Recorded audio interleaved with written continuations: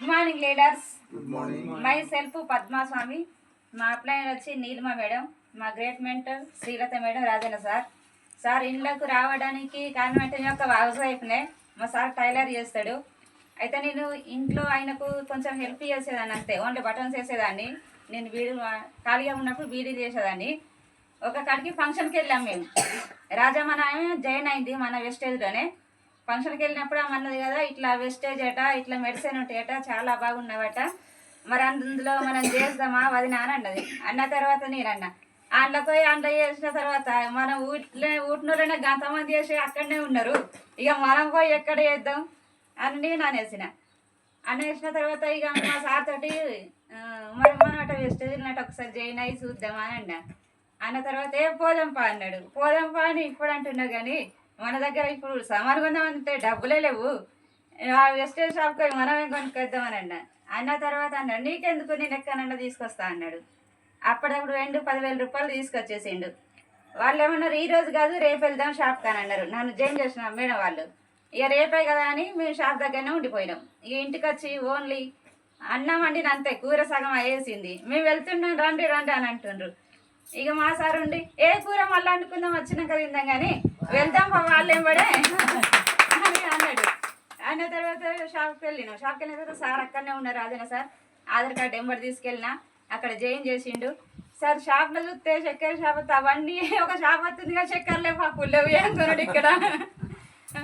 మనకేమో నెలకు టిఫిన్ చేసుకుంటాం కదా, మరి ఇడ్లీ రవ్వ లేకపోయా, మినుగు పగుళ్ళు లేకపోయా, ఏమి లేకపోయా, మరి చూస్తే అన్ని మెడిసినే కనిపిస్తున్నాయి ఇక్కడ అని కొంతసేపు ఆలోచించిన నేను.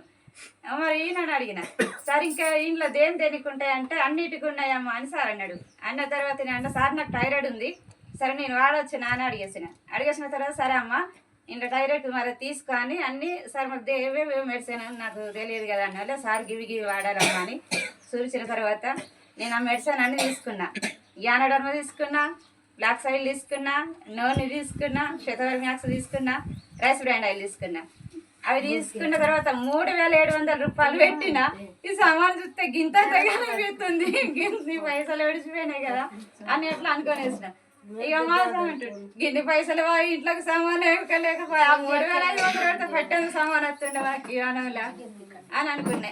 నువ్వేం ఆలోచించకు అనేసిన తర్వాత 1 నెల అయింది, 2 నెలలు అయింది, ఎవరు అయితే లేరు. ఇక నాకు ఊళ్ళో అందరిని అడిగేసిన తర్వాత ఇక్కడ మేము బాగా చేసినాం, దీన్ని వెస్టేజ్ కంపెనీ మన ఊళ్ళోనే ఉంది అని అందరు అడిగేస్తారు, అట్లనే అంటుండ్రు. ఇక అన్న తర్వాత మరి ఏం చేయాలి సార్, ఒక్కలైతే లేదు సార్ అంటే ఏం కాదు నువ్వు అట్లనే కొండ్రు అంటాడు. ఇక ఈయన అంటుండు, ఇగో పైసా కోసం ఆలోచించద్దు. మా సార్ అంటాడు, పైసా పడుతుందని ఆలోచించద్దు, ముందుగల్లా ఒక్కొక్కరు ఎప్పుడు సంవత్సరానికి ఒక్కరు కానీ ఏమవుతుంది కానీ ఇట్లనే సామాన్ తెచ్చుకుందాం మనం అని మా సార్ అనేసి అదే ధైర్యం నాకు ఉంది. ఇప్పటితో నీకు గిట్లా పడుతుండే గట్లా పడుతున్నాయి అని ఇట్లా ఏమన్నాడు. ఎందుకంటే ఇప్పుడు నేను ఆయనకి ఇచ్చేస్తున్నా, అప్పుడు ఇచ్చేస్తున్నా. నా ఫస్ట్ ఇన్కమ్ 90 రూపాయలే, నా లాస్ట్ ఇన్కమ్ 15,000 రూపాయలు. మేడం థైరాయిడ్ తగ్గిందా? థైరాయిడ్ ఎట్లా తగ్గింది చెప్తే నేను 3 మంత్స్ వాడినా. మా సార్ ఏమో ఫైబర్ ఇట్లా వాడతాడు, నోనికి ఇట్లా, ఆయనకు గ్యాస్ బాగుంది. థైరాయిడ్ కూడా బాగా మందికి ఇచ్చిన, బాగా థైరాయిడ్ చూద్దాం బాగా మంది హైఫై థైరాయిడ్ ఉంటుంది కదా, ఇట్లా గొంతు ఇట్లా బాగా వచ్చేసి వాళ్ళ కోసం ఇచ్చిన, వాళ్ళ సుధా మొత్తం కంట్రోల్ అయిపోయింది.